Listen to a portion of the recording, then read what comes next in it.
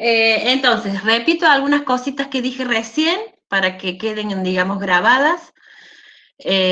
Por un lado, en un rato les paso un par de confirmaciones de fecha, la de la autoevaluación, y va a cambiar la fecha del segundo parcial, por lo tanto les voy a mandar otro anuncio, otro correíto, en donde están las tres fechas de la fecha de los tres parciales, pero es el segundo el que va a tener un pequeño cambio que nos han pedido de dirección de enseñanza. O sea, el primer parcial no va a cambiar, ¿sí?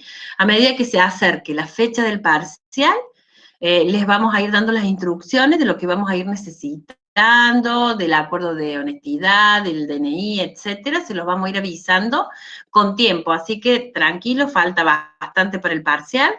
En el parcial va a entrar la unidad 1 y 2, y que vamos a terminar ahora, y la 3, que es la que vamos a comenzar ya la semana que viene. Aunque yo este viernes se las voy a habilitar en el aula Moodle para aquel que tenga tiempo y pueda, lo empiece a ver, ¿sí?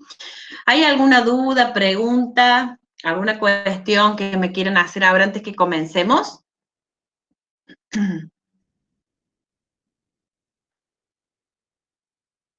¿No? Continúo Profe, entonces. ¿Sí? el tema de la autoevaluación era lo que te da un punto extra en el parcial, ¿puede ser? Sí, ¿O me estoy exacto. equivocando? Ah, bien, bien. Exacto. Le vamos a Gracias, tratar profe. de poner un punto extra o un proporcional a ese punto en función de lo que hayan realizado, de lo que les haya salido, ¿sí? La idea es hacer un poco de algunos cálculos, obtener medidas o graficar o lo que fuere, contestar algo de probabilidad también. Va a haber una autoevaluación ante el primer parcial y otra autoevaluación antes del segundo parcial. ¿Mm? Muchas gracias, profe. Bien, bueno, habíamos estado trabajando en la clase anterior, la semana pasada, con algunos conceptos de esta unidad 2 que tenían que ver con las medidas. Dijimos que a un conjunto de datos le podíamos obtener medidas de posición, de dispersión y de forma, particularmente a datos que sean numéricos, porque para calcular medidas necesitamos aplicar algunas fórmulas que nos van a permitir una vez que obtengamos estas medidas, poder interpretarlas y poder seguir leyendo cosas de este conjunto de datos. Habíamos hablado algo de las medidas de posición, de tendencia central y no central, y habíamos comentado sobre las medidas de dispersión. Vamos a retomar un poquito las medidas de dispersión. Habíamos explicado dentro de las medidas de dispersión que la varianza era la medida más común, por decirlo de alguna manera, va a medir un promedio también, pero de desvíos al cuadrado o de diferencias entre cada uno de los valores observados y el promedio. Entonces habíamos dicho que podíamos calcular la varianza de esta manera si estábamos en la población, o podíamos calcular la varianza de esta manera si estábamos en la muestra. Acá podría dividir por n minúscula o por n menos 1, el hecho de que la varianza muestral se divida por n-1 va a ser, digamos, estudiado con mayor detalle en estadística 2. Por lo tanto, si yo hago el promedio dividiendo n, o hago el promedio pero dividiendo n-1, para estadística 1 va a ser indistinto, ¿sí? Va a ser considerado bien de ambas maneras en el sentido que todavía no hemos estudiado cuestiones de estos estadísticos muestrales que van a tener características particulares que nos van a permitir luego hacer inferencias, estimaciones, pruebas de hipótesis y demás. Otra cosa importante que de la varianza para recordar es que podríamos tener la suma de desvíos al cuadrado, sumando los n desvíos, porque tengo n datos, o bien si cada uno de estos desvíos se repite una determinada cantidad de veces, que está dado por su frecuencia absoluta, entonces será la suma de todos los valores distintos, ¿sí? Que no se repiten de x sub y, por eso acá el sumatorio va de 1 hasta k, donde cada uno de estas x sub i, si se repite n sub i veces, vamos a multiplicar el desvío al cuadrado por su frecuencia. Cualquiera de estas fórmulas también podría encontrarse a la varianza a través de esta fórmula muchas veces conocida como fórmula abreviada, y a veces es más sencilla a la hora de los cálculos, porque acá es tomar cada dato, restarle la media, luego esa diferencia elevarla al cuadrado, luego sumar, o sea, hay varias cosas para hacer en estas fórmulas. En cambio, si hacemos esta estructura, digamos, más sencilla, fíjense que es un promedio y luego le resto otro promedio que está elevado al cuadrado. Lo que tengo en el segundo término es la media, que ya la sabemos calcular, como la suma de todas las observaciones dividido n, ¿sí? Ese valor de la media elevado al cuadrado es lo que aparece acá, y lo que tengo en el primer término consiste en tomar cada uno de los valores de esta x sub y, elevarla al cuadrado, es como que hemos transformado la variable, la tenemos elevada al cuadrado, y calcularle el promedio o la media a esta nueva variable. Entonces, de esta manera, lo que estoy haciendo, en definitiva, es calcular dos promedios. Uno de la variable x original, otra es de la variable x elevada al cuadrado, o sea, transformada, y luego aplicando esta estructura puedo encontrar la varianza. Esto por ahí es útil porque la media de x es bastante común que uno la calcule, que la tenga, por ejemplo, y luego haría un cálculo mucho más sencillo que hacer todos los desvíos al cuadrado y demás. ¿Sí? Entonces, por supuesto que en esta estructura es como que a la varianza le hemos dividido sobre n, pero es otra manera sencilla que puedo tener para encontrarla a la varianza, que se va a interpretar igual. Es un promedio de diferencias o de desvíos, pero al cuadrado. Para que tenga sentido, recordemos que esa varianza le debo hacer la raíz cuadrada y encontrar entonces la desviación estándar. Luego la varianza tiene algunas propiedades, ¿sí? Que simplemente yo acá se las voy a mencionar porque son sencillas. Ustedes en el material las tienen ejemplificadas, las tienen demostradas, particularmente aquellas que requieren alguna demostración, que lo tendrán que ver del material, pero tener en cuenta que entre esas propiedades de la varianza, el aprenderlas, las propiedades, me va a permitir a mí poder rápidamente encontrar las varianzas cuando la variable sufre algún cambio o alguna transformación. ¿Sí? La primera de las propiedades es bastante intuitiva, porque si la varianza se calcula sumando cosas que elevado al cuadrado, va a ser siempre no negativa. O sea, puede ser positiva, si es mayor a 0, a lo sumo puede ser igual a 0, pero nunca podrá ser negativo, ¿sí?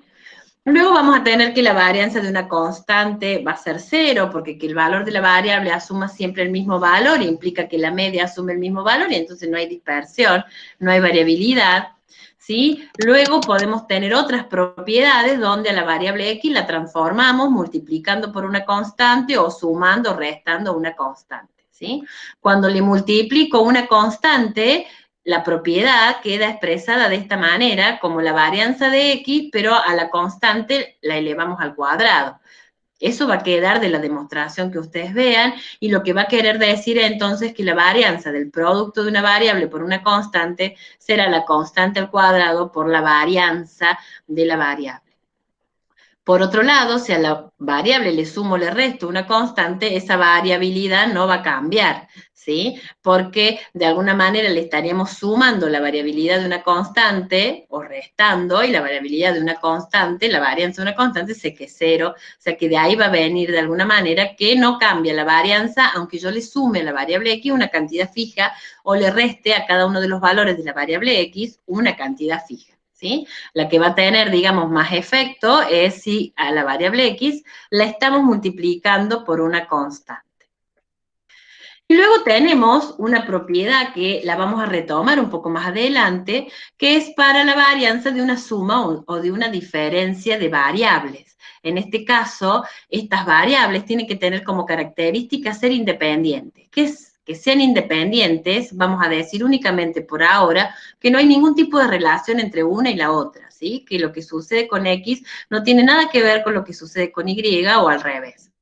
Si son independientes, no obstante sume o reste ambas variables, el resultado aplicando propiedades será siempre la suma, nunca la resta, siempre la suma de las varianzas de cada una de esas variables. Ahora, cuando estas variables x e y no sean independientes, digamos, tengan algún grado de asociación entre ellas, entonces esta fórmula va a cambiar un poco y ya la vamos a ver en un ratito, ¿sí? Va a ser diferente. ¿Estamos? Entonces, de nuevo, las demostraciones de las propiedades de las varianzas es importante que las conozcan. Cualquier duda las pueden preguntar a través del foro, pero son bastante sencillas. Parten siempre de la definición, en este caso de la varianza, nada más que la variable es la que sufre alguna modificación, ¿sí? O se le suma una constante, o se la reemplaza por una constante, o se la multiplica por una constante, y entonces el resultado obtenido es un poco lo que hemos comentado recién, ¿sí? Profe, ¿Sí? sí, disculpe. ¿Las demostraciones van a ir en los parciales también?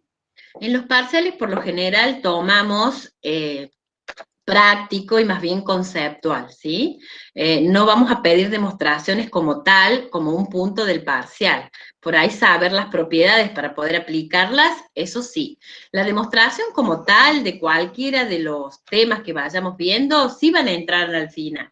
O sea, a veces serán para justificar un verdadero y falso y habrá que hacer una demostración de alguna propiedad, o será para calcular algo que se nos pida que hagamos la deducción o la demostración correspondiente, ¿sí? O sea, las demostraciones van a ir más bien a los exámenes finales. Bien, gracias.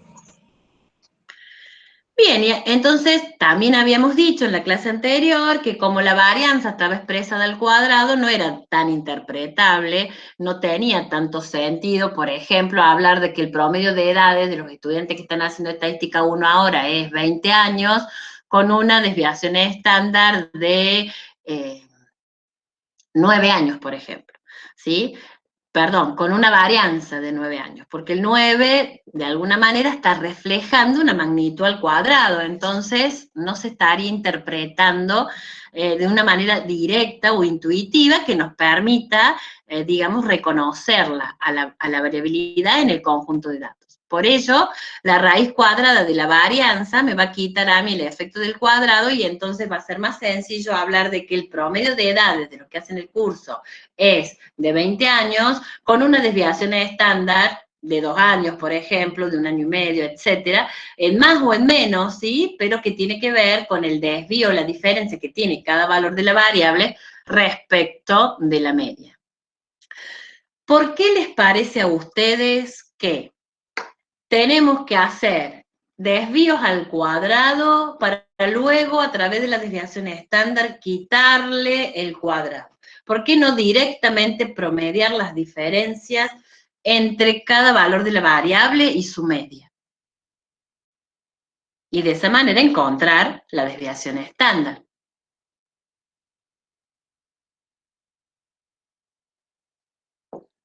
¿Qué me dicen?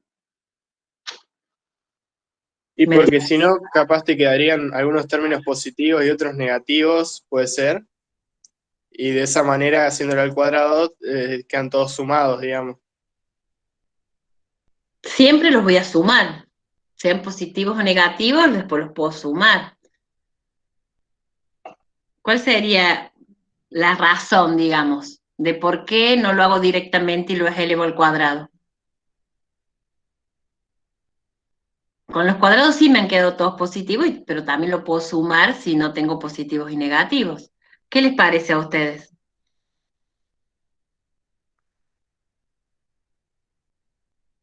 Para no modificar las unidades que le da.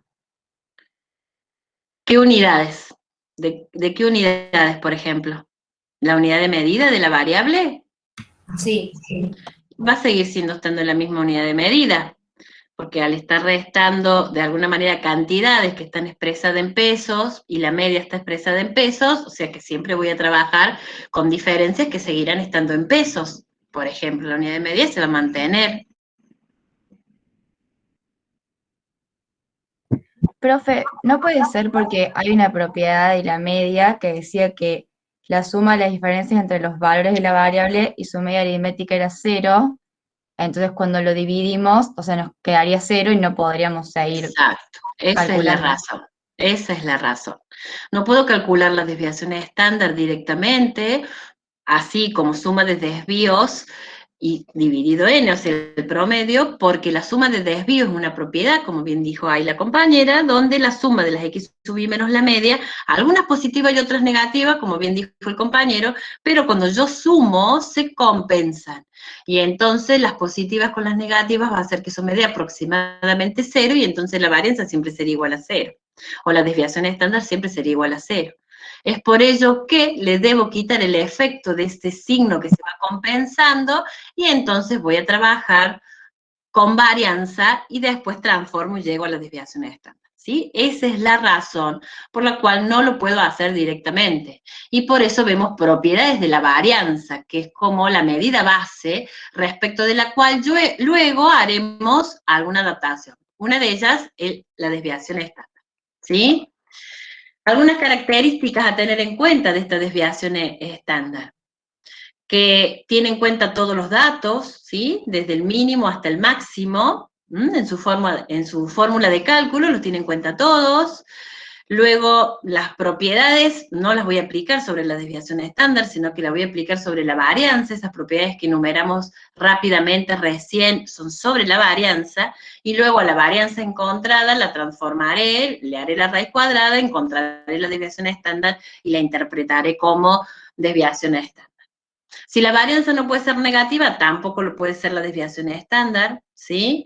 Y cuando más dispersión, mayor es la varianza, mayor es la desviación estándar.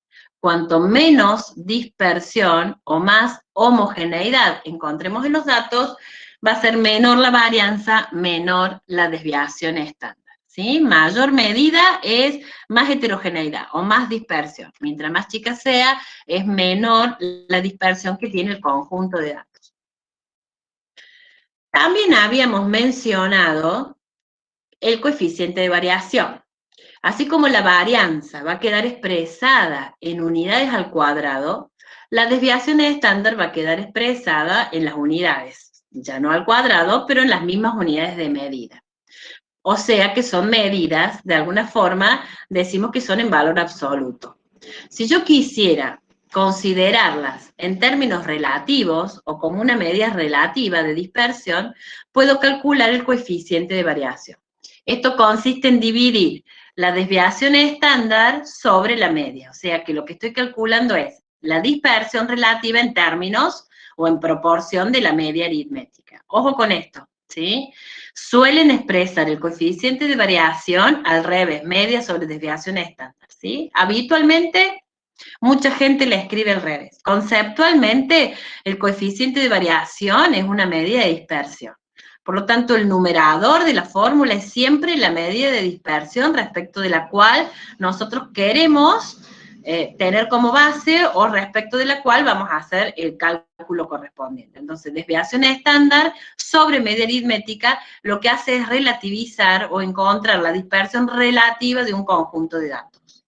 Y si lo multiplico por 100, puedo hablar de un coeficiente de variación en porcentaje, ¿sí? Acá la desviación estándar tiene una unidad de medida, pesos, por ejemplo.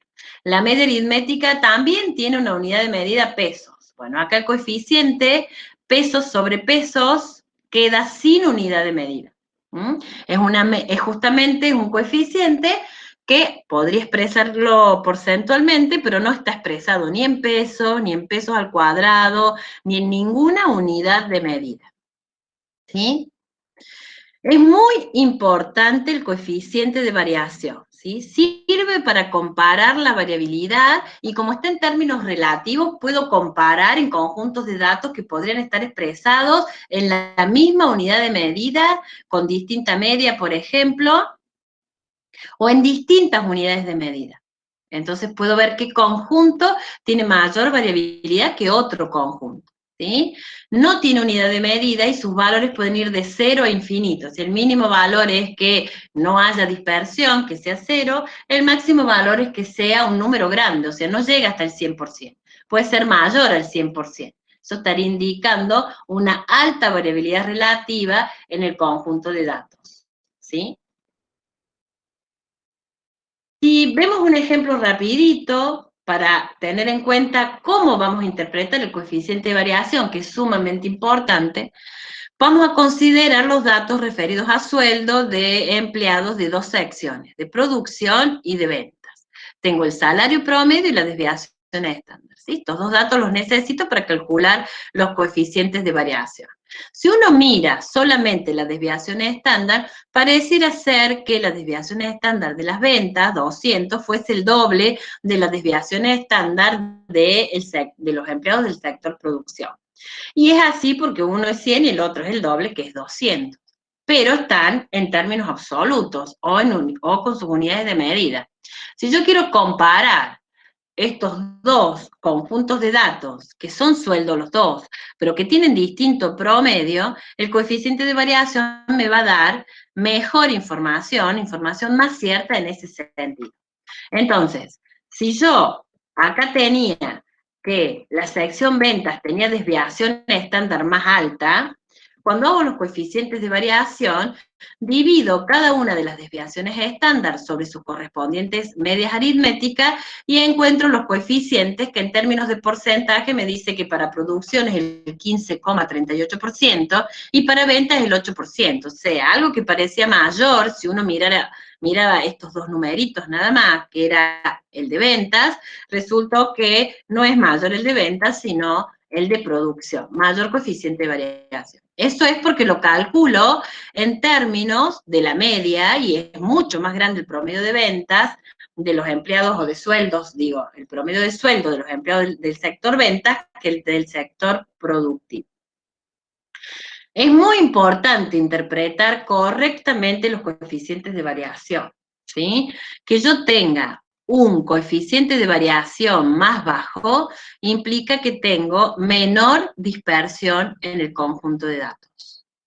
Eso también significa que si la dispersión es menor, es porque el promedio de ese conjunto de datos es más representativo, ¿sí? Como medida de posición, que en el caso donde tengo mayor coeficiente de variación. Otra cosa importante es que a menor coeficiente de variación, yo tengo mayor homogeneidad en el conjunto de datos, o sea, es más parecido el conjunto de datos en sí. Dicho con otras palabras, a mayor coeficiente de variación, mayor dispersión, ¿sí?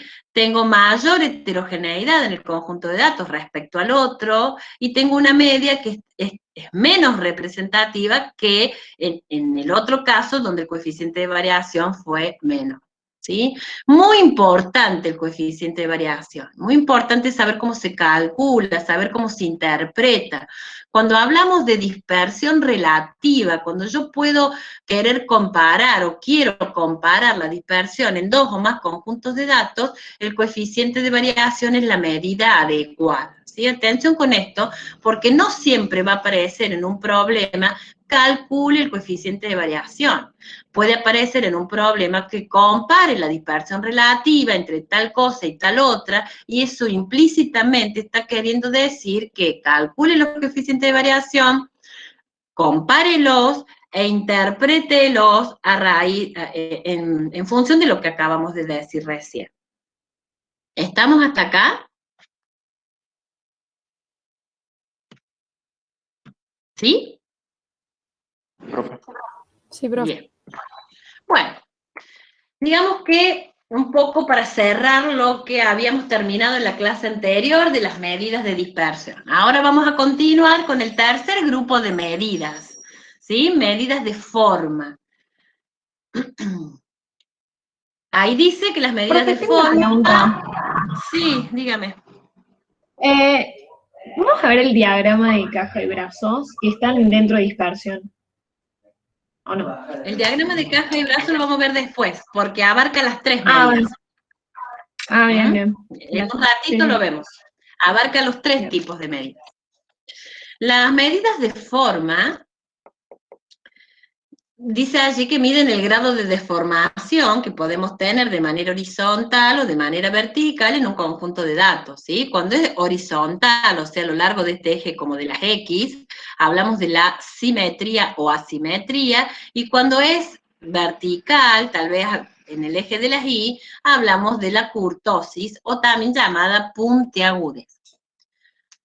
Les pregunto a ustedes, con respecto a la simetría, esas tres distribuciones que están dibujadas ahí, qué características tienen, cómo se las llama, cómo se relacionan las medidas de posición en cada uno de esos gráficos. ¿Qué me cuentan?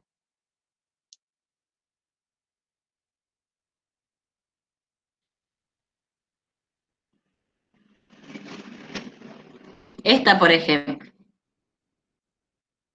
¿Qué me dicen de la simetría de esta? Es simétrica. Es simétrica. ¿Y por qué será? ¿Qué quiere decir que sea simétrica?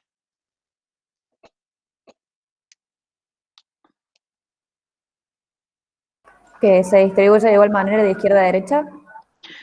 Claro, que se distribuye de igual manera hacia un lado o hacia el otro de la media, en este caso, o de alguna medida que es la que vamos a considerar respecto de la derecha y la izquierda, ¿no? Una medida que podrá estar acá en el medio, ¿sí? ¿Y en esta? ¿Qué me dice? Respecto de la simetría. Que es no simétrica o asimétrica. Asimétrica. ¿Y de qué tipo? ¿Derecha? ¿Puede ser? ¿Y por qué será? Es asimétrica derecha. ¿Qué característica tiene esa distribución que tiene una simetría derecha? Que se concentra más en los valores de la derecha, o sea, hay más concentración en la derecha que en la izquierda. La derecha sería esta. ¿Hay más Perdón, concentración a la claro, derecha? me confundí. Ajá. Que los valores centrales están más a la izquierda y hay un sesgo en la derecha. Claro, un sesgo le llaman a algunos o una mayor dispersión hacia la derecha, o sea que la mayor concentración de datos se da hacia la izquierda, ¿sí? Y esta, la última. Y asimétrica izquierda. Asimétrica izquierda y las características serán al revés. Tengo mayor concentración de los datos ahora hacia la derecha y más dispersión hacia la izquierda, ¿sí? Entonces una distribución simétrica o asimétrica derecha también positiva se la suele llamar, o asimétrica izquierda o negativa para cada uno de esos casos. Me tiene que quedar claro también en cada uno de esos casos que yo puedo relacionar la media, la mediana y el modo, dadas estas distribuciones dibujadas así, ¿no? Que tienen modo. Cuando es simétrica, media, mediana y modo son iguales, coinciden o muy parecidas, ¿sí? Puede haber una leve diferencia, pero mínima. Cuando es asimétrica derecha, siempre ubicamos el modo acá, donde está la mayor puntiagudez, digamos. La mediana va a estar más a la derecha y la media aritmética más todavía a la derecha porque se distorsiona con estos valores que se alejan más. Por eso es que la media es más grande que las otras dos. Y al revés, para el caso de la simetría izquierda, ¿sí? Si acá tengo el modo, la mediana va a estar un poco más a la izquierda y la media aritmética más todavía a la izquierda, ¿sí? Entonces, yo puedo analizar un conjunto de datos en función de la simetría, o sea, por un lado, simétrica alrededor del promedio, la mayor concentración se da alrededor del promedio, poca variabilidad en los extremos y del mismo tipo, o sea, la misma proporción, digamos. La simétrica derecha, más concentración a la izquierda, simétrica izquierda, más concentración hacia la derecha. Y acá, si queremos ver la puntiagudez, ¿qué me cuentan? ¿Qué diferencias hay entre estas tres distribuciones?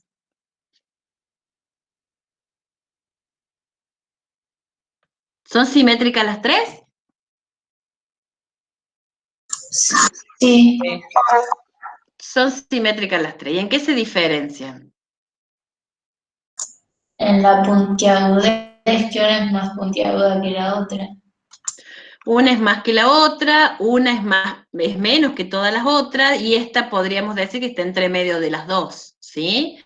Entonces, la que está entre la muy puntiaguda y la no tan puntiaguda o más achatada, también se le suele llamar que tiene puntiagudez normal, ¿sí? Después más adelante, en otros capítulos, vamos a hablar de una distribución de probabilidad que es la normal y que tiene como característica ser simétrica y tener una kurtosis normal, ¿sí? Que tiene esta forma de campana. Pero si es más exagerada esa puntiagudez o menos, entonces podemos hablar de que tiene una curtosis más que normal y menos que normal.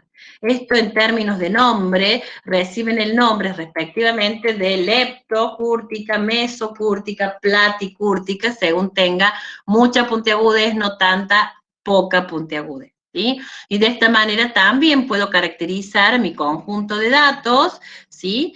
Con la puntiagudez o la curtosis que tiene, ¿sí? Acá voy a tener que esto va a estar asociado con una mayor dispersión porque tengo menos puntiagudez, más concentración hacia los costados de la media. Acá voy a tener todo bastante concentrado alrededor de la media porque tengo la puntiagudez más alta, ¿sí? Entonces yo voy a poder analizar, según la variable de interés que tenga, estas características en este sentido.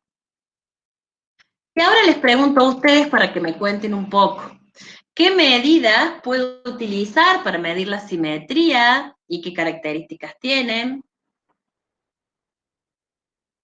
¿Hay una única medida? ¿Hay muchas?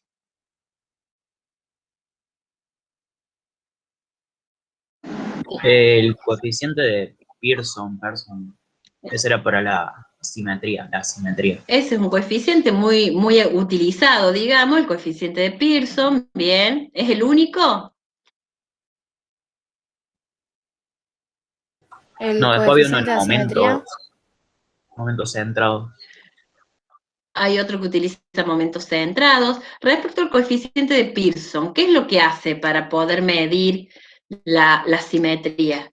¿Qué hace ese coeficiente?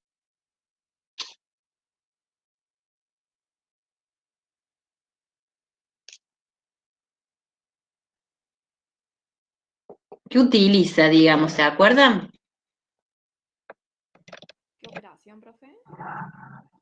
Sí, o conceptualmente, ¿qué es lo que hace el coeficiente para poder medir la simetría? ¿Qué compara? Utiliza las direcciones centrales. Las medidas de tendencia central. ¿Por qué? ¿Por qué hará eso? ¿Qué es lo que pretenderá Pearson con eso?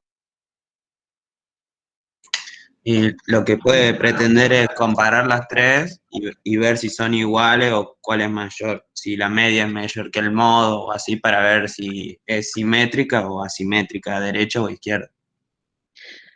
Bien, lo que pasa es que no va a comparar a las tres. Lo que va a hacer Pearson es tomar de a dos medidas, ¿sí? Que ya se sabe de alguna manera que son equivalentes, comparar la media con el modo y comparar la media con la mediana, y entonces viendo en cuánto se aleja una medida de la otra, sabiendo las características que tiene cada una de esas medidas, ¿no? Que la media está distorsionada por los valores extremos, pero la mediana no. Entonces, viendo en cuánto se alejan esas medidas, ese par de medidas que puede tomar, en términos de las desviaciones estándar, puede, en forma de coeficiente, medir esa asimetría, ¿no? Entonces, la distancia entre la media y el modo es más o menos la misma distancia que 3 veces la diferencia entre la media y la mediana. Entonces, este numerador es bastante parecido a este otro, por eso es que tengo dos formas de calcular el coeficiente de Pearson. Pero esta diferencia o distancia entre medidas de posición, ya sea la media con el modo o bien 3 veces la media con la mediana, en términos de la desviación estándar, y por eso lo divido sobre ella, me da un coeficiente que me va a permitir decir cómo es la distribución en términos de simetría. Si fuese exactamente igual a 0, y esto es obvio porque si la media es igual al modo o la media es igual a la mediana, ¿sí? Que dijimos que todas las medias son iguales en una distribución simétrica, cualquier cuenta que yo haga o división me va a quedar 0, casi 0, y entonces va a ser simétrica. Ahora, cuando este coeficiente de mayor a 0, será simétrica derecha, y si es menor, asimétrica izquierda, ¿sí? Por ahí, cuando calculamos o hacemos o vemos en InfoStat los valores obtenidos, es cercano a 0, 0,20 o menos 0,13. Entonces son valores bastante cercanos a 0 y uno podría concluir que es aproximadamente simétrica, ¿sí? Cuando es bastante diferente el coeficiente positivo o negativo y se aleja del 0, entonces yo puedo confirmar la simetría para un lado o para el otro en función de que el coeficiente sea positivo o sea negativo, ¿sí? Ese es como el principal coeficiente. Alguien habló del coeficiente de los momentos, ¿sí? Por el método de los momentos. Entonces, un poco revisemos esto. Momentos son medidas, son promedios, que se llaman así, que tienen ciertas características, ¿sí? ¿Cuál es la diferencia entre momentos naturales y momentos centrados? ¿A qué hace referencia cada una de esas medidas? ¿Qué les parece?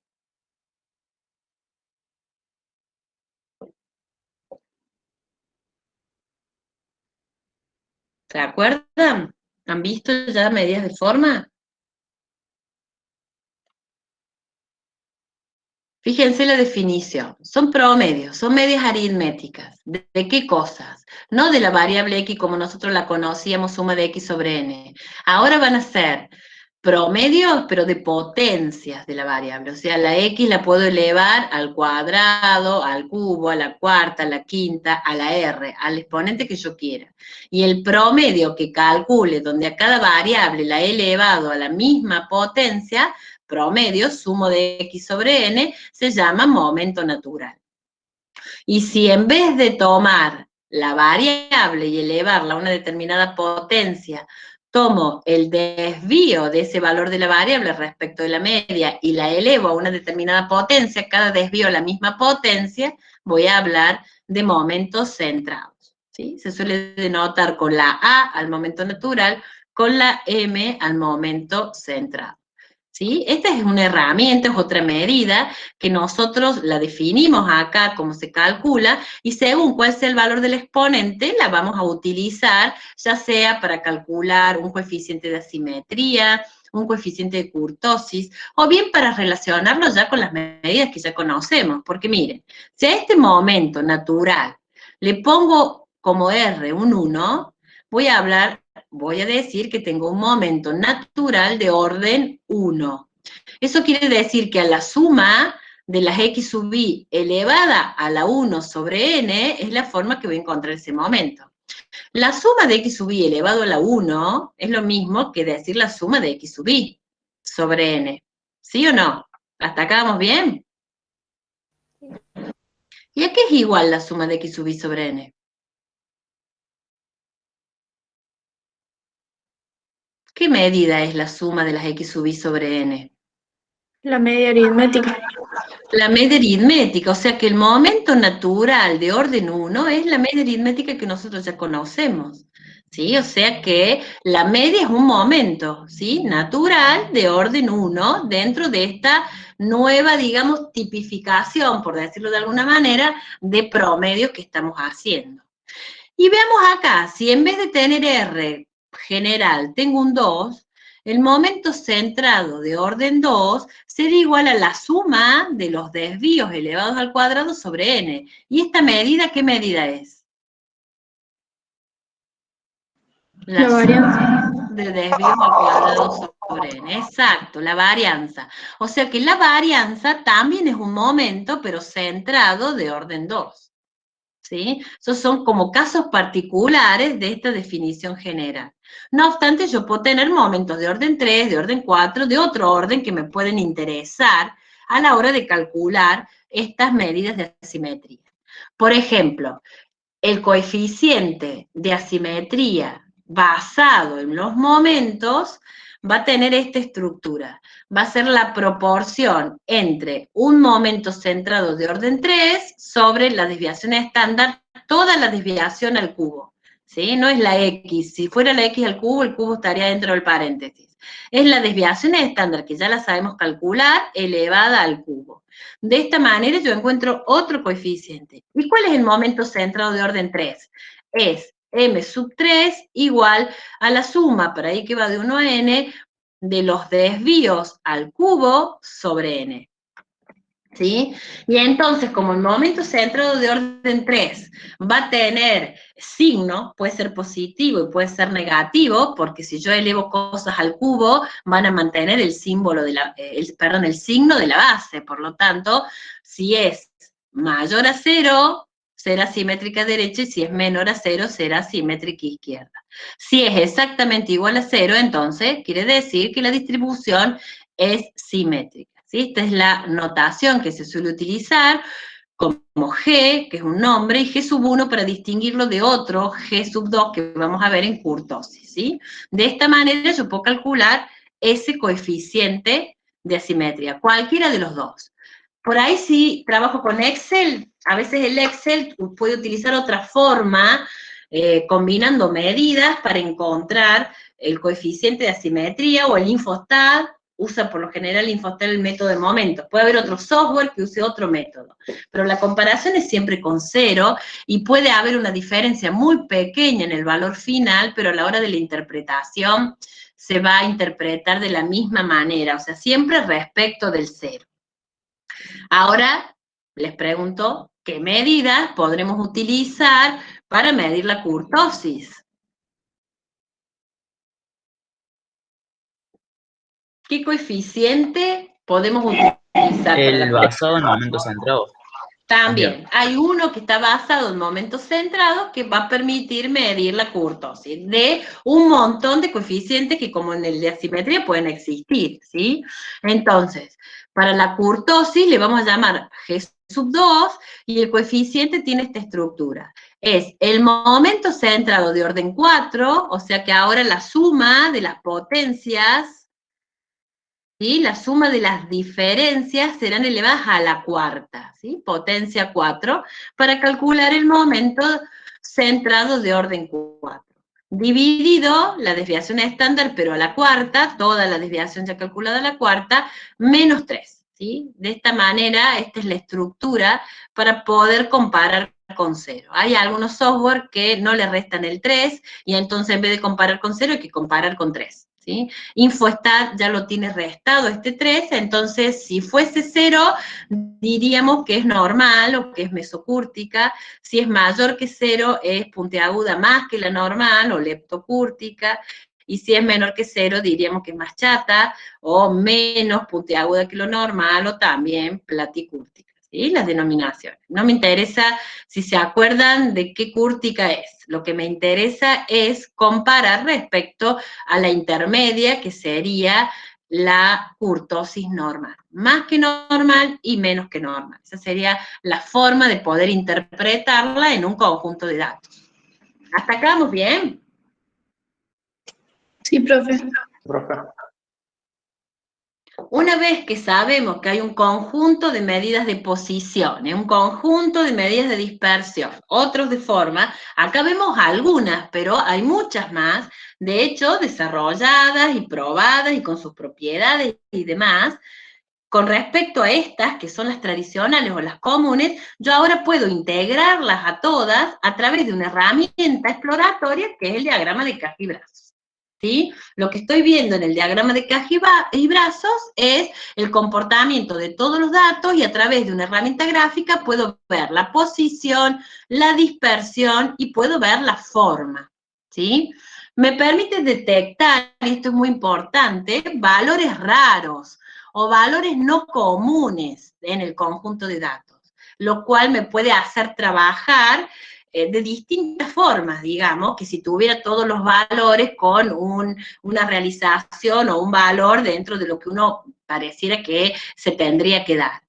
Entonces, para entender un poco este diagrama de caja y brazos, vamos a hacer foco en 5 medidas particularmente que nosotros ya hemos calculado, o que ya sabemos que son. Una es la mediana, ¿sí? Que no tiene valores extremos que la están distorsionando. Otro es el cuartil 1 y el cuartil 3. El cuartil 1 y el cuartil 3, ¿se acuerdan que son medidas de tendencia no central que tratan de dividir el conjunto de datos en cuartos? El cuartil 1, el cuarto de menores valores respecto a los demás, y el cuartil 3, el cuarto de valores más elevados o mayores respecto a los demás. Y el mínimo y el máximo como mínimo valor encontrado y máximo valor encontrado. Pero a su vez, esas diferencias entre mínimo y máximo y mínimo, me dan una medida de dispersión, que es el recorrido, y también las diferencias entre los cuartiles 3 y 1, me da otra medida de dispersión, que es el rango interpretado. intercuartílico, ¿sí? O sea que en estas medidas de posición, las tres primeras, el mínimo y el máximo, que son dos valores de la variable, tengo ya puestas las medidas de dispersión también, ¿sí? Y cuando vea el comportamiento que tengan estas medidas todas juntas, como quien las mezcla para ver, vamos a poder analizar también la simetría, ¿sí? Lo que no vamos a poder observar en un diagrama de caja y brazo es la kurtosis, ¿sí? La forma en que se construye el diagrama no me da idea de cuán puntiaguda es, pero sí si es simétrica o no es simétrica. Vamos a distinguir, antes de empezar a ver un diagrama y poder interpretarlo, entre estos límites, ¿sí? Si yo al cuartil 1, ¿sí? Imaginemos, ¿no?, un conjunto de datos, con todos los datos ordenados, que van desde el mínimo valor hasta el máximo valor, tengo calculado los cuartiles, cuartil 1 y cuartil 3, a ese cuartil 1 yo le podría restar, digamos así, una magnitud para irme más a la izquierda, y al cuartil 3 le podría sumar esa misma magnitud y me voy un poco más a la derecha, ¿sí? Como que estos son mis cuartiles y me alejo hacia un lado y hacia el otro en una determinada magnitud. Esa magnitud, digamos, podría ser 1,5 veces el recorrido intercuartílico, que es la diferencia entre esos cuartiles, o podría ser 3 veces el recorrido intercuartílico. Si es 1,5 veces, o sea, al cuartil 1 se lo resto a este producto y al cuartil 3 se lo sumo, se suele hablar de que hemos calculado dos límites, un límite inferior y un límite superior, que son límites internos hasta los que uno podría considerar que fuera de esos límites voy a encontrar valores atípicos, se llaman, o también, de ahí la O, de outliers, ¿sí? Son valores que se alejan del resto, se alejan un poco. ¿Cuánto es el poco que se alejan? Y 1,5 veces el recorrido intercuartílico, ¿sí? Ahora, si yo quisiese ver qué sucede con otra magnitud mayor, ¿sí?, el doble de, esta 1,5 veces, o sea, 3 veces, podría calcular otro límite inferior y otro límite superior. Pero ahora estos límites se les suelen llamar límites externos y son aquellos que si se superan, o sea, si tengo valores muy pequeños, más pequeños que el límite inferior, y valores muy altos, más grandes que el superior, puedo decir que tengo casos extremos, o sea, mucho más extremos que los atípicos o los outliers que vimos recién, ¿sí? Entonces, veamos un poco cómo es la estructura gráfica. Tengo una caja que puede tener cualquier altura, no importa. Acá yo lo voy a contar de una manera horizontal, pero puedo obtener la misma caja de una forma vertical, es indistinto, se interpreta igual. Los límites de la caja están dados por los cuartiles 1 y 3, que vimos recién. En el medio de la caja voy a tener, en el medio en este esquema que yo estoy representando como para explicarlo. Después vamos a ver que no siempre va a estar en el medio de la caja. Voy a tener la mediana como medida de posición. Entre estos dos límites de la caja, o sea, ¿qué es lo que hay adentro de esta caja? ¿Qué me dicen? ¿Qué hay adentro de esta caja en valores de la variable? ¿Qué hay? ¿Qué encuentro? El 50% de los valores centrales, ¿o no? Es el 50% central de los datos, muy bien. El 50% es la mitad entre el cuartil 1 y el cuartil 3, pero de los que están al medio, de los que están en el centro.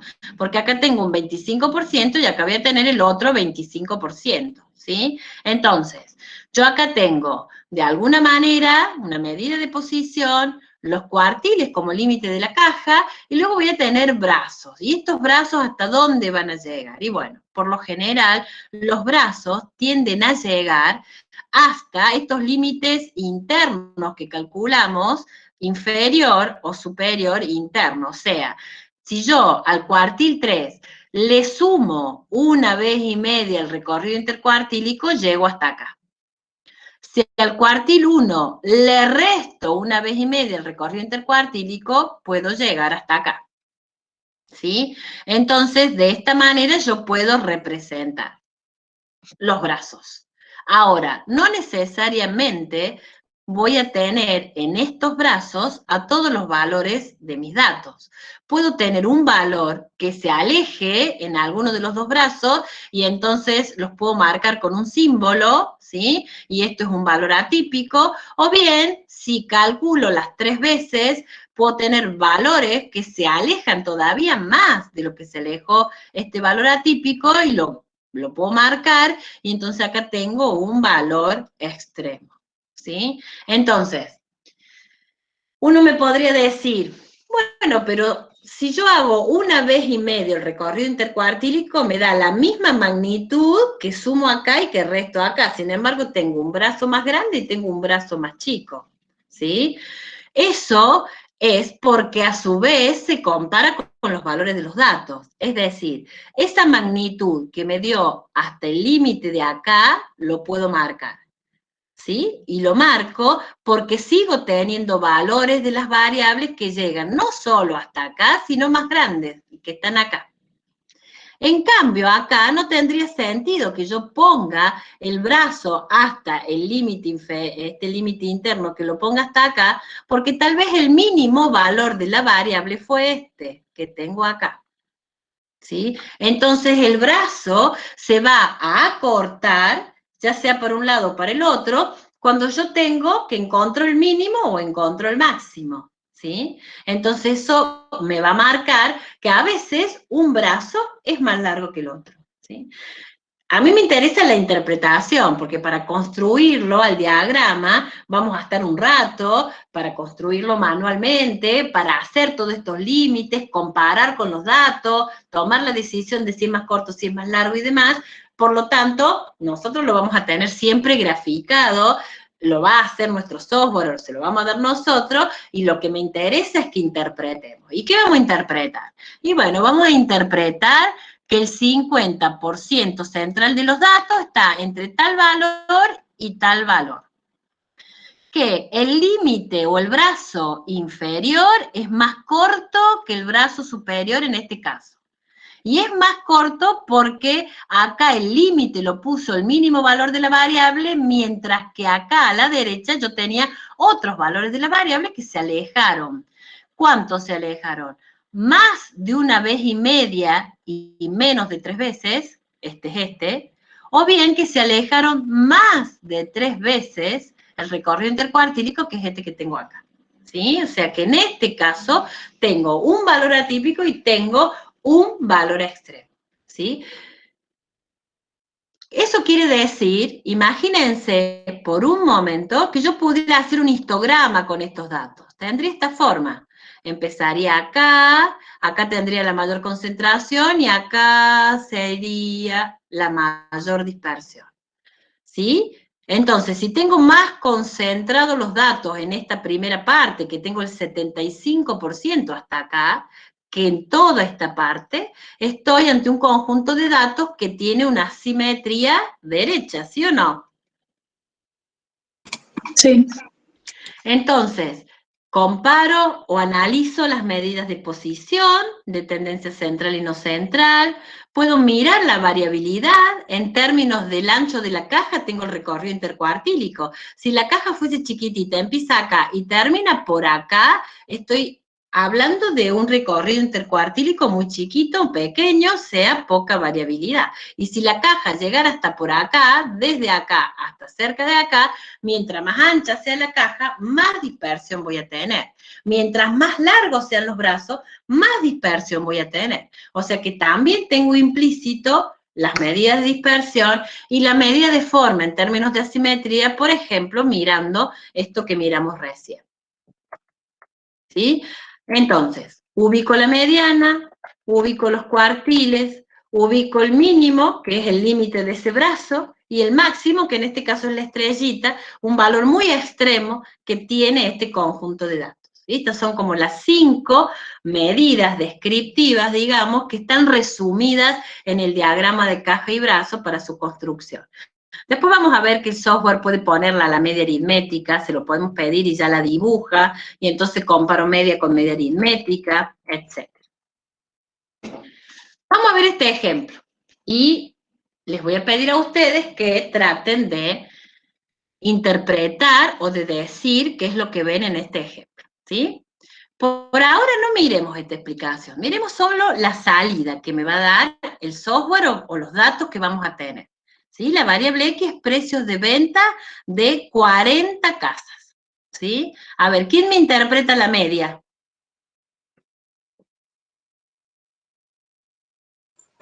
Y sería que el precio promedio de todas las casas, el precio promedio de las casas es de 87,80. Perfecto, pesos o miles de pesos, como está en la unidad de medida, ¿sí? En miles de pesos. Perfecto, promedio del precio de venta de cada casa, 87,8, casi 88 pesos. ¿Cómo me interpretan las desviaciones estándar?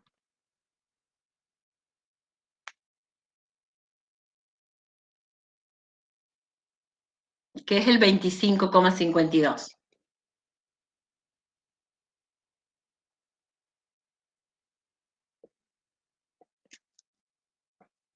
Vamos.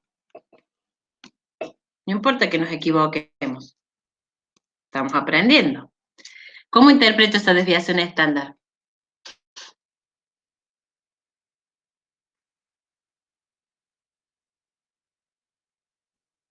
¿No?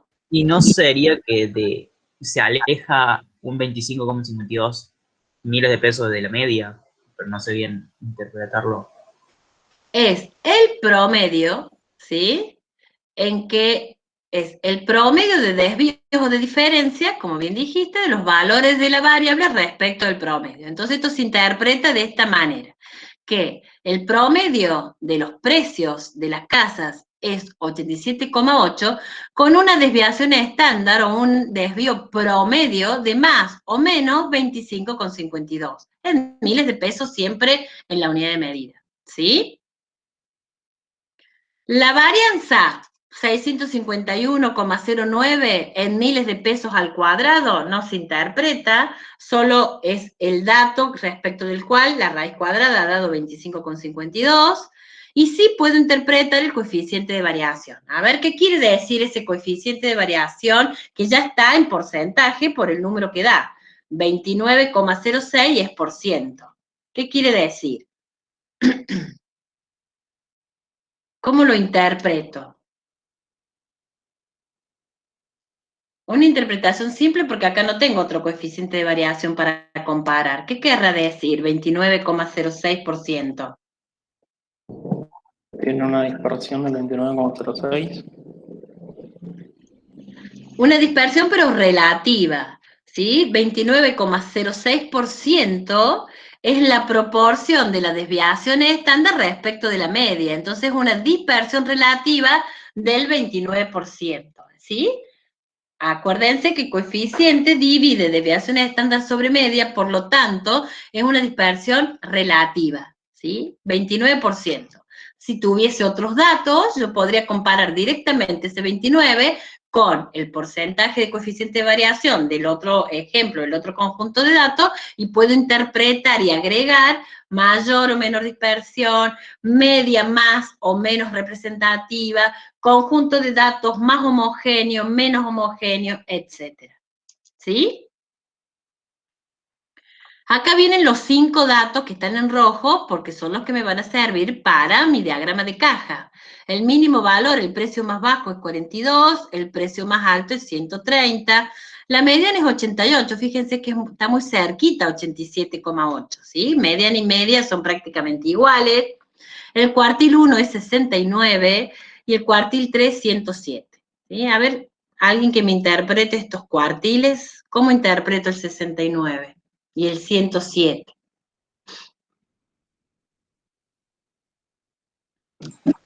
Y sería que el 25% de las casas más baratas cuesta 69.000 pesos o menos. Perfecto. Y el Así. cuartil 3 sería el 25% de las casas más caras cuesta 107.000 pesos o más.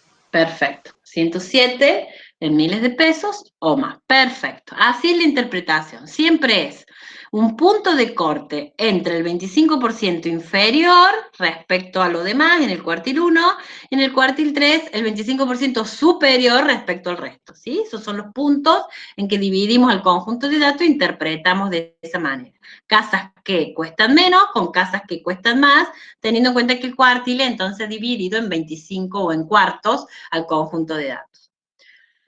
Y luego tengo la simetría y la kurtosis. A ver, ¿qué me dicen con este menos 0,18? ¿Qué interpretan? ¿Es simétrica? ¿Es asimétrica de derecha? ¿Es asimétrica izquierda?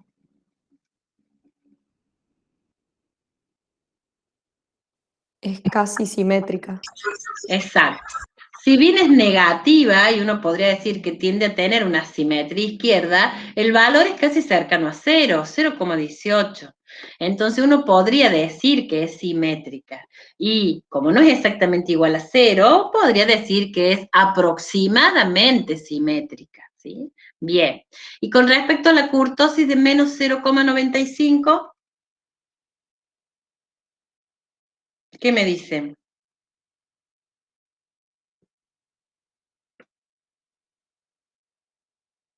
Que es platicúrtica. ¿Es normal? ¿Es normal o no? No, no es platicúrtica. Es negativa, podríamos pensar en que tendría una puntiagudez menos que lo normal, y el valor es 0,95, ya está más cerca de un 1, ¿sí? Más que del 0. Entonces uno podría, porque también el coeficiente de kurtosis puede tener valores mucho más altos, entonces uno podría tal vez este valor que está acercándose a 1 y que es negativo, decir que tiene una leve kurtosis, ¿sí? Menos que la norma, o una leve puntiagudez por debajo de la norma, ¿sí? Platicúrtica o leve, ¿sí? Porque podríamos tener un coeficiente negativo mucho más alto para hablar de que sea bien chata. Sí, escucho. Si llega a ser tipo la simetría o la kurtosis 0,50, ¿qué va? O sea, ¿qué pondríamos? Es que no va de 0 a 1. 0,50 está más cerca del 0 que de los valores que puede tener. Puedo tener una coeficiente de simetría de 12, de 11, de 8. O sea, puedo tener valores muy altos cuando sea muy asimétrica, positivo o negativo. ¿Sí? Entonces, el consejo es que si está alrededor del 0, cerca del 0 o más cerca del 0, tal vez que del 1, que hablamos de que hay una kurtosis normal aproximadamente, o que es aproximadamente simétrica.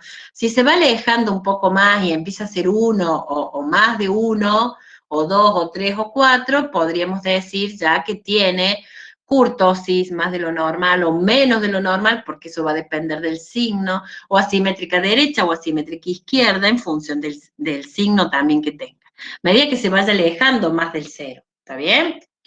Esa interpretación la pueden, ustedes, esto es analítico, hemos hecho las cuentas. Cuando veamos el diagrama de caja, vamos a poder agregar o confirmar lo analítico, excepto en la kurtosis, porque el diagrama de caja no me va a permitir mirar la kurtosis, ¿sí? Gracias, Bien. Bien, entonces para nuestro diagrama de caja yo necesito, por un lado, el recorrido intercuartílico, que es la resta del cuartil 3 menos el cuartil 1, 107 menos 69, 38.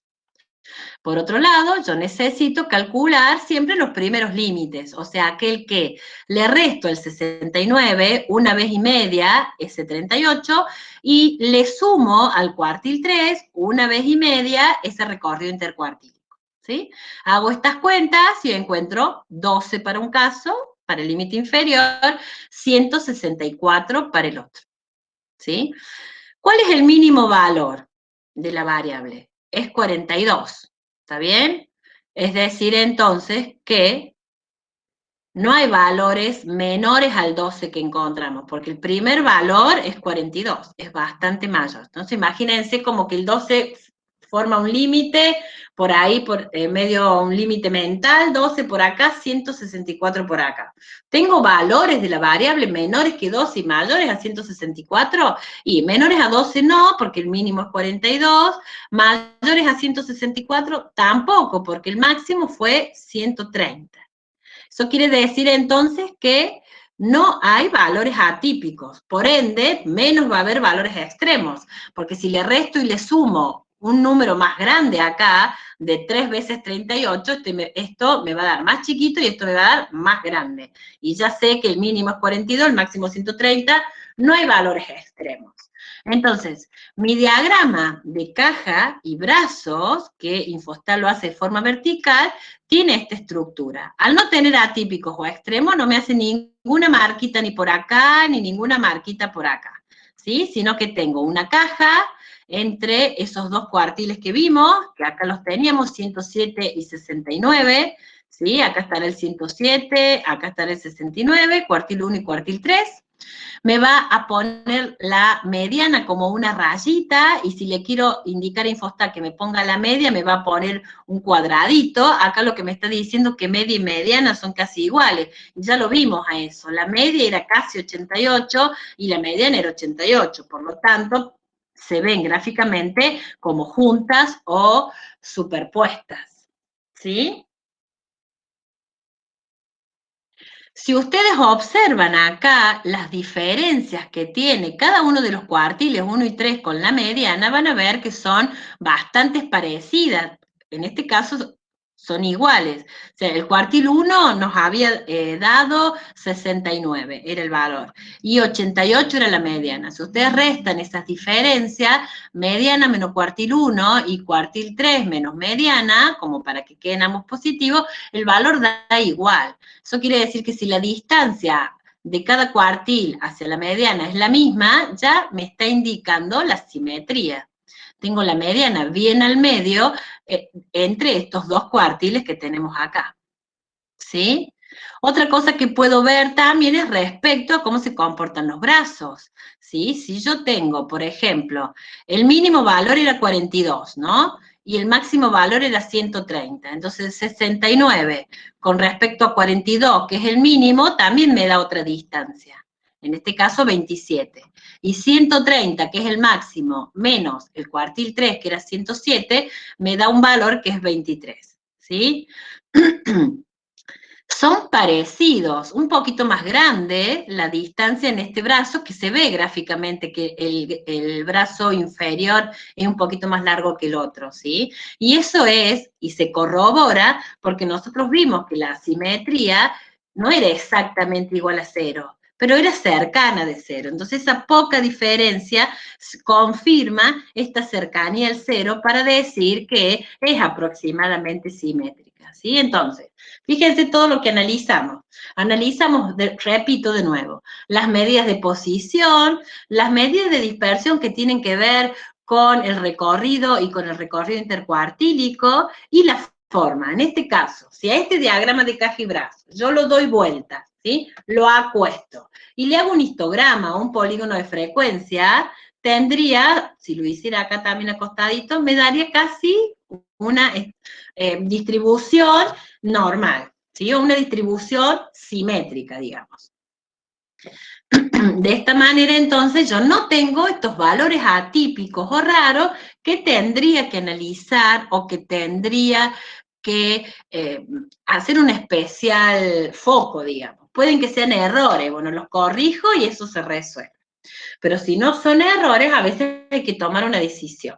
Existe otro enfoque estadístico que trabaja con estos valores atípicos o extremos, o sea, trabaja quiere decir que los deja formando parte del conjunto de datos, pero en vez de trabajar con determinadas medidas, calcula otras medidas y entonces, en función de eso, obtiene otros resultados y no elimina datos, ¿sí? Porque es como que es mal visto decir, porque este es grande lo elimino, porque este es chico lo elimino, no sería lo correcto. Ahora, si tengo mucha cantidad de datos y decido eliminar estos extremos o estos atípicos, también se hace, aunque no esté bien visto por algunos, pero siempre que lo hagan lo tengo que justificar. Si voy a dejar de lado a esta empresa, porque tiene características de este tipo, diferentes, y por lo tanto me está como poniendo ruido en el análisis de los datos restantes.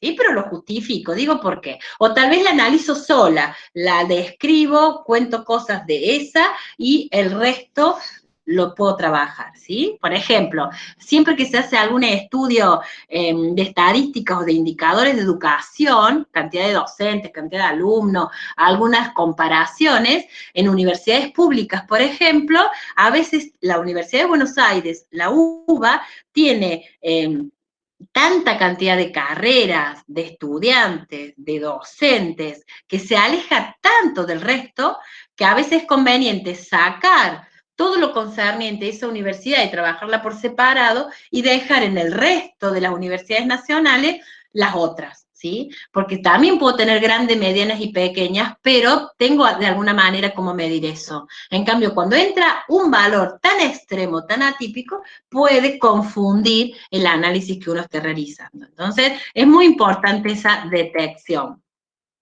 ¿Hasta acá vamos bien? Sí, profe. ¿Se entendió este diagrama entonces? Sí. Fíjense todo lo que les he hablado de un ejemplo muy cortito, ¿sí? Vamos a pasar a otro que tenga estos valores extremos para que veamos qué son, ¿sí? Entonces, como ya saben interpretar todas estas medidas, acá son cotizaciones, 22 acciones diferentes, en promedio, la cotización promedio por acción, 9, vamos a suponer que sean pesos, con un desvío estándar de más menos 1,82 en promedio. El mínimo, la que menos cotiza es 3 pesos, la que más cotiza es 11,70, la mediana es 9,65, un poquito mayor a la media. El cuartil 1 me dice que el 25% de las que cotizan con menor valor lo hacen hasta 8,40, el cuartil 3 me dice que las acciones que cotizan con mayor valor cotizan 10,40 o más. Acá tengo una simetría de casi 2 y negativa, ¿sí? O sea que acá uno ya puede decir que hay una simetría de tipo izquierda, porque es menor que 0, ¿sí? Y la kurtosis, fíjense que me da 6. Es bastante alejado del 0. O sea que estamos hablando de una distribución que es bien puntiaguda, ¿sí? Es leptocúrtica, puedo decir con estos datos. Si procedemos parecido a lo que hicimos en el ejemplo de recién, lo primero que hago es calcular el recorrido intercuartílico. O sea, le resto al cuartil 3, el cuartil 1, 10,40 menos 8,40 me da 2. Calculo los límites de 1 vez y media ese recorrido 2 para restárselo al cuartil 1, 8,40 menos esa magnitud, y sumárselo al cuartil 3, 10,40 más esa magnitud, ¿sí? Es como que tengo cuartil 1 y cuartil 3, a uno le tengo que restar y al otro sumar la misma magnitud, porque lo que quiero de alguna manera es armar hacia afuera intervalos para ver si tengo valores atípicos o extremos. Una vez que encontré estos valores, 5,4 y 13,4, viene mi pregunta de decir, bueno, ¿tengo algún precio que sea menor a 5 y a 5,4 y algún precio, alguna cotización que sea mayor a 13,4? Me voy al mínimo y al máximo. Menor que 5,4, sí, el mínimo valor es 3, o sea que sí tengo. Mayor a 13,4 no, porque el máximo valor es 11,7. No hay valores mayores, pero sí hay un valor menor, ¿sí? Ahora bien, hasta ahora sería un atípico, pero tengo que descartar que sea un extremo. Entonces lo que voy a hacer es, como es el 3 menor al 5,4, voy a calcular solo el límite inferior para los valores extremos, que es restarle al cuartil 1 3 veces el recorrido intercuartílico, y entonces quedó 2,4. Ahora me pregunto, ¿el valor mínimo es menor que 2,4? No, es mayor. Es decir, los valores que están entre 2,4 y 5,4 son atípicos. Si tuviera un valor más pequeño que 2,4 sería un extremo. Esto no sucede acá. El valor 3 está entre estos valores. Por lo tanto, es un atípico y yo lo debería graficar con un punto fuera de esos brazos, ¿sí? Y acá está. Hago el esquema, el software lo hace, ¿sí?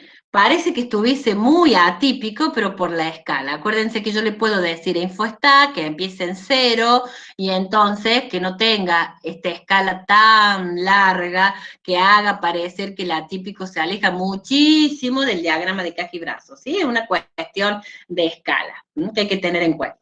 Entonces, observamos, ¿sí? Yo tengo acá el cuartil 1, el cuartil 3, ¿sí? Tengo la mediana y tengo la media. La media, 9,30, un poco menor a 9,65. ¿Sí? Este esquema está hecho así, un poco a propósito, con tanta escala, para que ustedes vean que hay alguna diferencia entre media y mediana. Mientras más amontono la escala, después se empieza gráficamente a superponer por cuestiones de escala, y la idea era que pudiéramos ver que hay una diferencia en ese sentido. Luego, lo que está sucediendo es que yo tengo un bracito más corto que este que tengo acá, ¿sí? Y este valor atípico que yo tengo acá a la izquierda es lo que me da más dispersión hacia la izquierda, si le hiciera un histograma, que lo que tengo para este lado, ¿sí? Por eso hablamos de que tiene una asimetría izquierda, lo cual confirma ese coeficiente de asimetría. ¿Está bien? Entonces, es muy útil este diagrama de caja como primera utilidad, la detección de valores atípicos o la detección de valores extremos, ¿sí? Yo a InfoStat le puedo decir que marque solamente los que superan 1,5 veces y me marco este. Pero también le puedo pedir que marque los que superan 3 solamente, eso se lo puedo decir. ¿Sí? Hay quienes a los atípicos los dejan, no se hace demasiado problema, pero ya los extremos sí, son como más graves y entonces se tienen más en cuenta para tomar estas decisiones. Si los dejo, no los dejo, ¿qué pasa al respecto? Si es un error, repito, lo corrijo y se acabó el problema. Pero si es un valor real, bueno, ¿qué decisión uno debería tomar? ¿Sí? Entonces, este diagrama hace un análisis exploratorio bien completo de cómo se comporta mi conjunto de datos, ¿sí? Dónde están las medidas de posición, dónde están las de dispersión y la forma, pero en términos de asimetría, ¿sí? Sirve para comparar dos conjuntos. Esto es otra utilidad muy útil para poder comparar todo, dispersión, posición y forma, en dos conjuntos de datos, ¿sí? Entonces, nos tomemos un par de minutos para que ustedes vean esta filmina, ¿sí?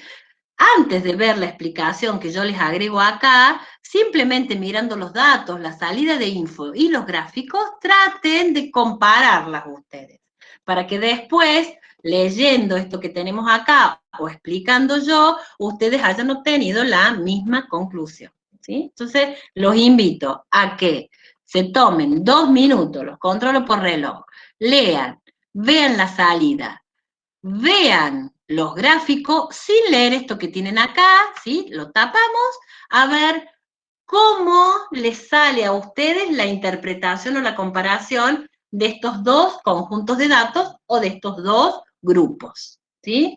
2 minutos a partir de ahora. A ver, ¿qué me cuentan?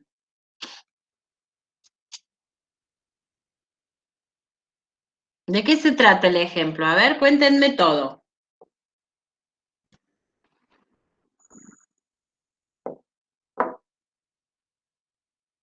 Vamos. Son datos de calificación obtenidos, bueno, en la evaluación de la asignatura en 2 grupos. O sea, son como todas las notas. ¿Cuántos alumnos? 7. 7 en cada grupo, ¿sí? Así, con sus palabras y de manera simple. ¿Se comportan igual los dos grupos? No. No. ¿Qué es lo que más los diferencia? El promedio de las notas. ¿Y qué grupo es mejor que el otro? El grupo 2. El grupo 2, ¿sí? Tiene una media más grande, el mínimo valor es más grande que el mínimo del otro, el máximo es más grande que el otro, la mediana también es mayor y también los cuartiles son mayores, ¿está bien? O sea que lo primero que uno puede observar es el promedio. ¿Qué me dicen? ¿Qué más me cuentan?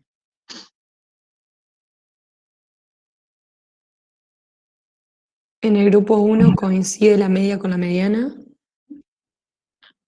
Bien. Y en el grupo 2 hay una diferencia. Hay una diferencia. ¿Cuál es mayor, la media o la mediana? La mediana es mayor en el grupo 2. Bueno, si la media es menor, ¿qué querrá decir en el grupo 2? ¿Qué estaría pasando? Que no es simétrico. ¿Cómo? Perdón. Que es asimétrico. Bueno, pero para que sea simétrico, ¿qué estaría pasando? O sea, que la media sea más chica que la mediana, me muestra que haya simetría. Pero, ¿qué significa? ¿Qué quiere decir eso? Que hay más valores centrados en los valores más altos. ¿Hay más valores concentrados en los más altos o en los más bajos?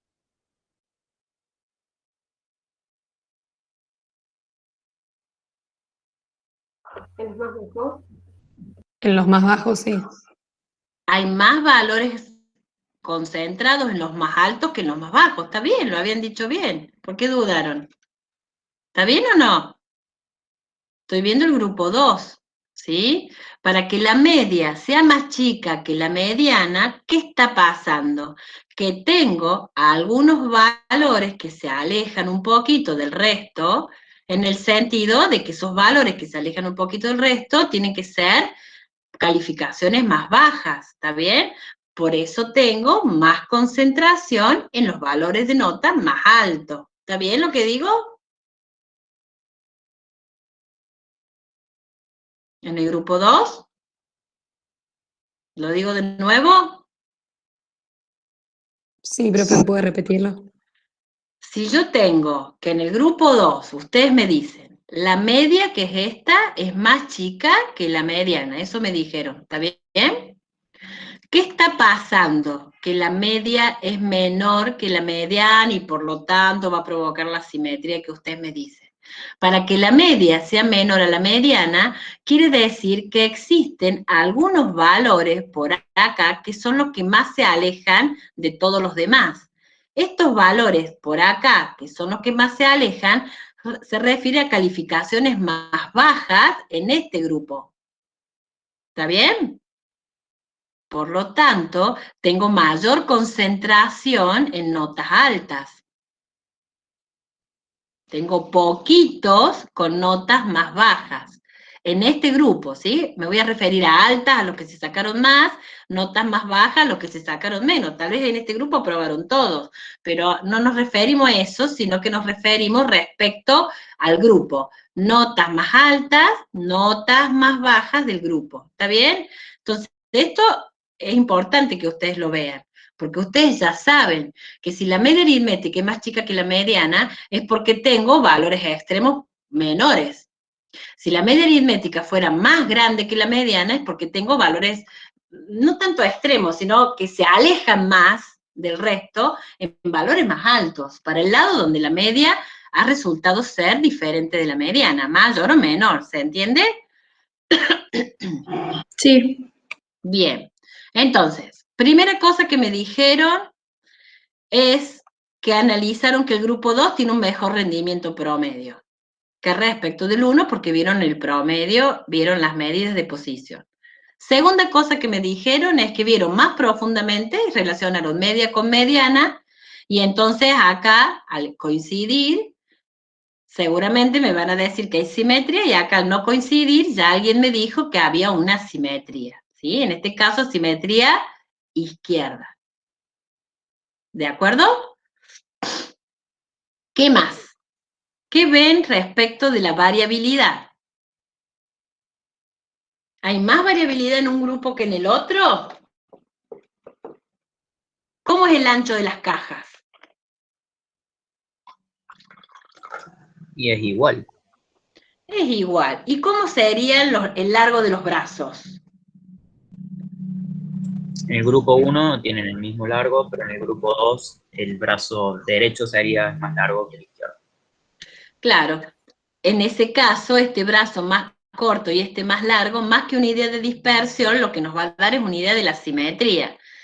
El largo total de cada gráfico es parecido, ¿no? El 1 con el 2, ¿sí? Esto se puede ver con el rango o el recorrido, porque la diferencia entre el máximo y el mínimo en los dos casos da lo mismo. 90 menos 50 es igual a 70 menos 30, es 40, ¿sí? Por lo tanto, no hay una diferencia importante en términos de dispersión, ¿sí? No tenemos aquel dato de la varianza, por ejemplo, para comparar mejor, o la desviación estándar, o el cálculo del coeficiente de variación que me va a dar mejor la información, no está acá dada, pero tengo los datos, yo lo podría calcular, pero podríamos decir que en términos de dispersión no hay diferencias importantes entre ambos, ¿sí? La diferencia del largo de los brazos en el grupo 2 es una idea de la asimetría izquierda que presenta el grupo 2 y que el grupo 1 no presenta, ¿sí? Otra conclusión es que no tengo valores extremos. No tengo valores atípicos. No están graficados. Si estuvieran graficados, uno podría también haberlos analizado, calculado en función de las medidas que va teniendo, como hicimos en los ejemplos anteriores, ¿de acuerdo? Entonces, esta es la manera en la que vamos a mirar e interpretar un diagrama de caja y brazos. Bien. Dos cosas más que les voy a mencionar ahora como para este pantallazo general que hemos hecho, que tiene que ver con, por un lado, medidas que ya analizan dos variables simultáneamente, o sea, lo que hemos llamado en la unidad número 1 como distribución bidimensional, dos variables. La medida que nos interesa en particular es una medida de dispersión que es la covarianza, ¿sí? Que media la dispersión conjunta. Y esto más o menos ya lo vimos en la unidad 1 cuando vimos los gráficos.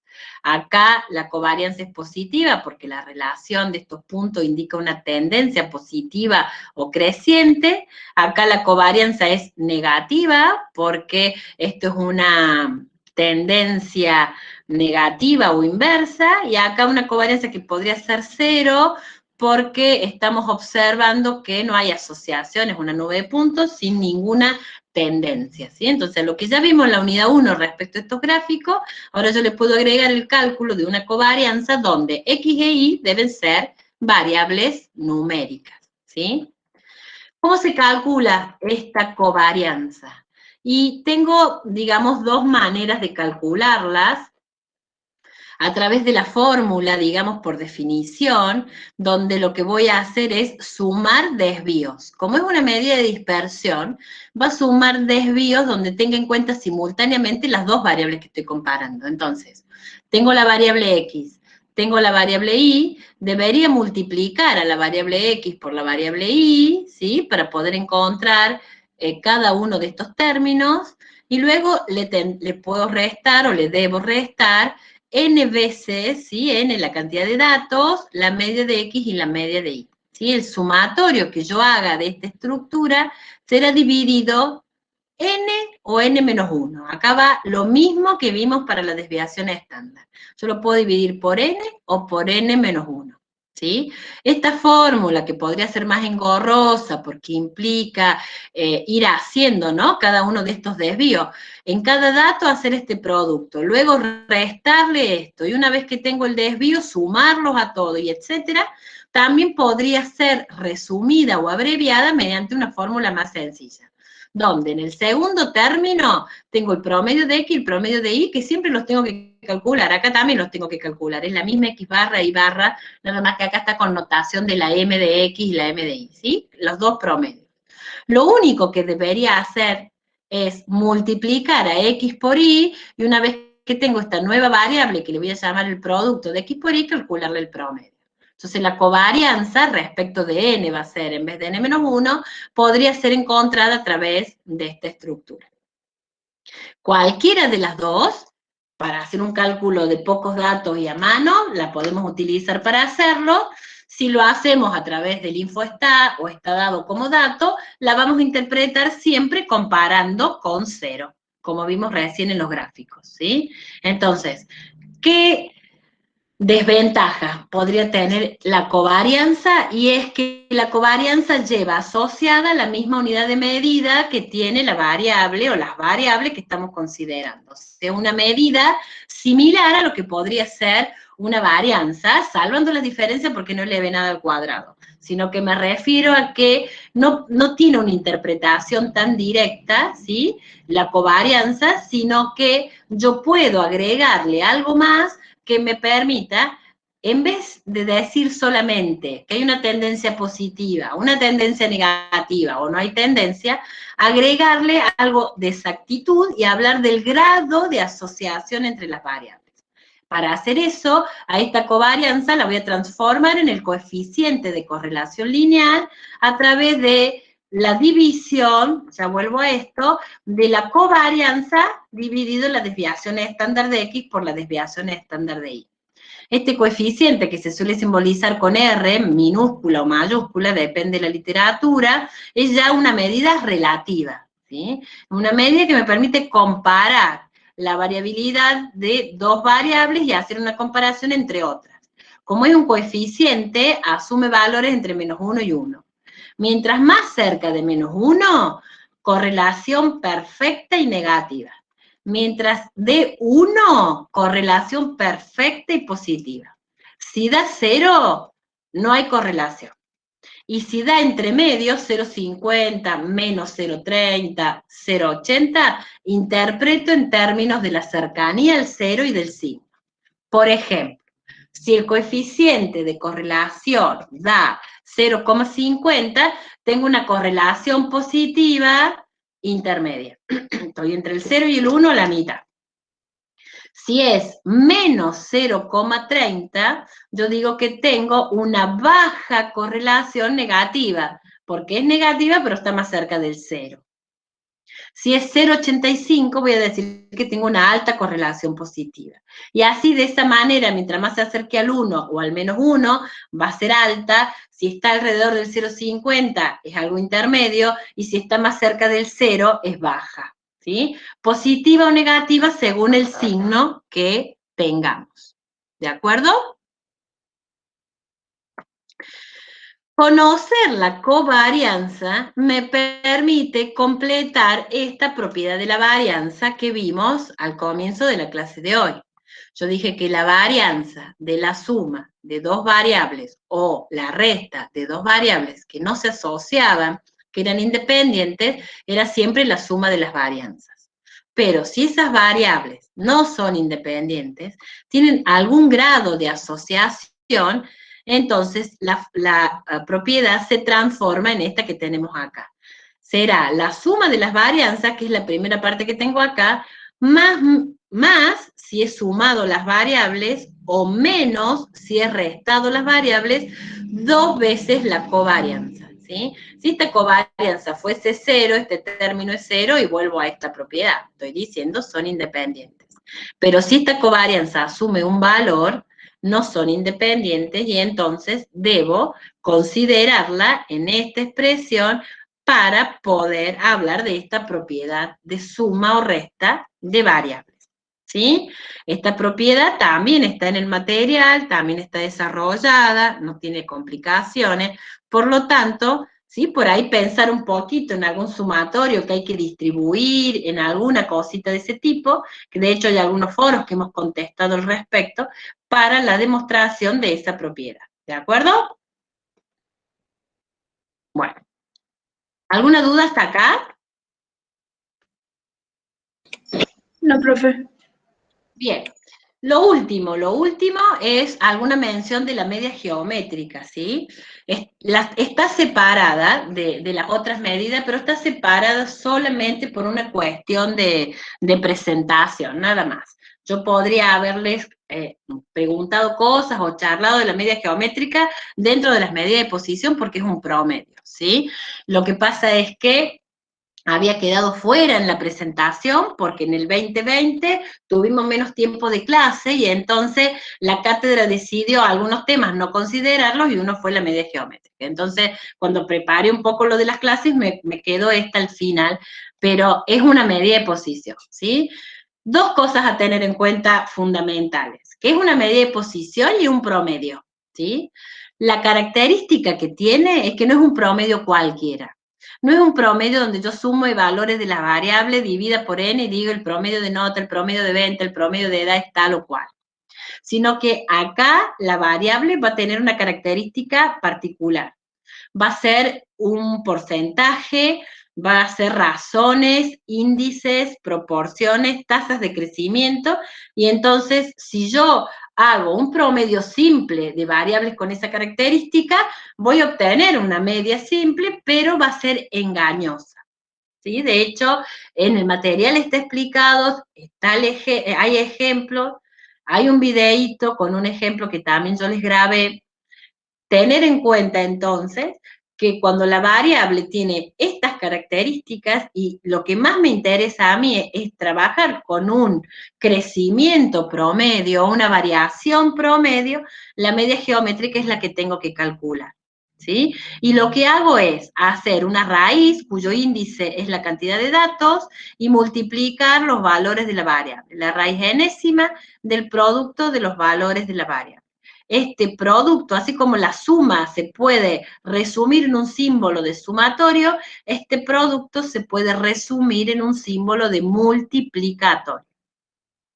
Esto es si tengo una serie simple de valores todos diferentes. Si cada una de estas X se repite una determinada cantidad de veces, lo puedo escribir de esta manera. En vez de hacer X1 por X1 por X1 por X1, N sub 1 veces, esto es lo mismo.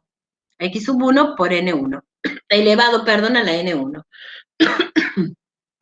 ¿Sí? El concepto es el mismo para calcular la media geométrica y calcular este promedio.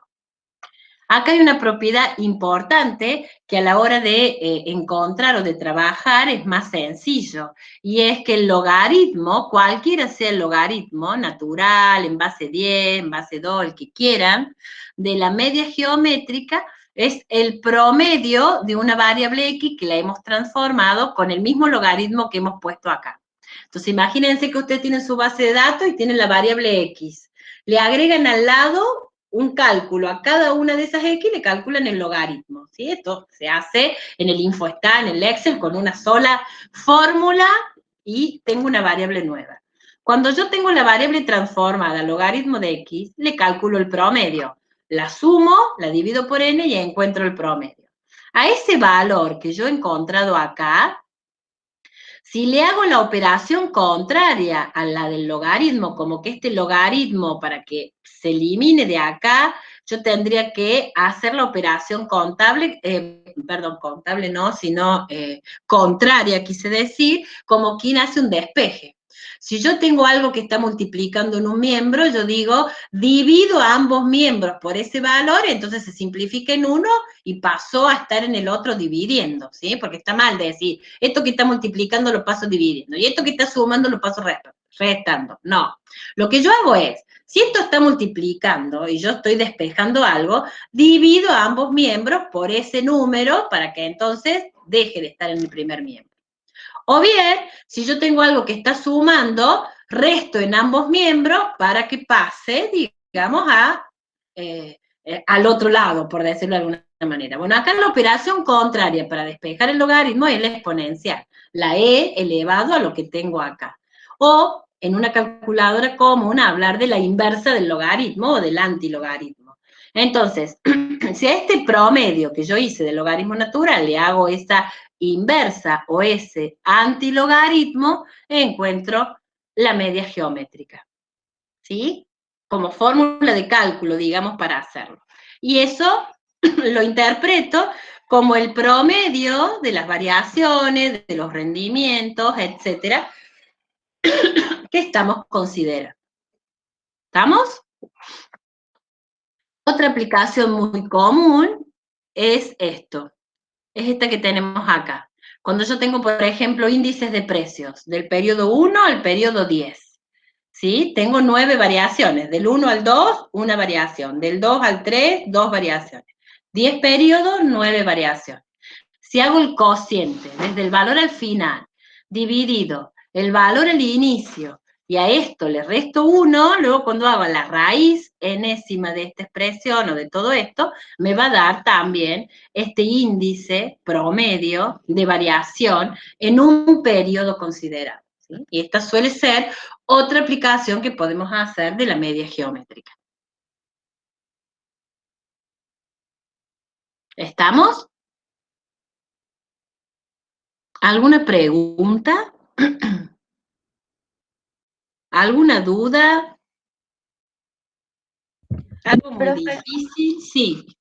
a mí me quedó una duda con la forma alternativa de la varianza. En el primer término, cuando sacamos la media que está, digamos, x elevado a la 2, tengo que elevar todos los elementos y a eso dividirlo Claro, por es el como que total a de la los... X, vos tenés como una columnita en tu base de datos que se llama X, y vas a tener una nueva ahora que es X al cuadrado. Pero Entonces, lo a ese divido, X al digamos, cuadrado. Sí. lo divido por el total de los datos, la cantidad anterior. Claro, es que la cantidad de X o la cantidad de X al cuadrado es la misma, es la cantidad de datos. O sea, cada renglón tuyo es un individuo, los individuos no han cambiado. Lo que vos has hecho es una transformación de variable, pero seguís teniendo el mismo n. Genial, gracias. No hay un n diferente, ¿sí? Lo mismo con el logaritmo, como vimos recién. Yo tengo mi variable x, la transformo con el logaritmo, pero sigo teniendo la misma cantidad de individuos, nada más que he hecho una transformación de la variable, porque para los cálculos, digamos, en eso se va a basar el cálculo de la medida que estoy considerando. ¿De acuerdo? Sí, genial, profe, gracias. Bien. ¿Alguna otra pregunta? Profe, hacen una pregunta en el chat que en los grupos de WhatsApp también se preguntó mucho, que es ¿cuándo se resta el 1, digamos, y cuándo no? Sí. ¿Sí? Se suele denotar con n, digamos, pero identificando que en un caso n es la cantidad de datos y acá n es la cantidad de datos también, pero como están medidos en variaciones, siempre voy a tener uno menos que la cantidad de datos originales. Son la cantidad de variaciones, ¿sí? ¿Se entiende?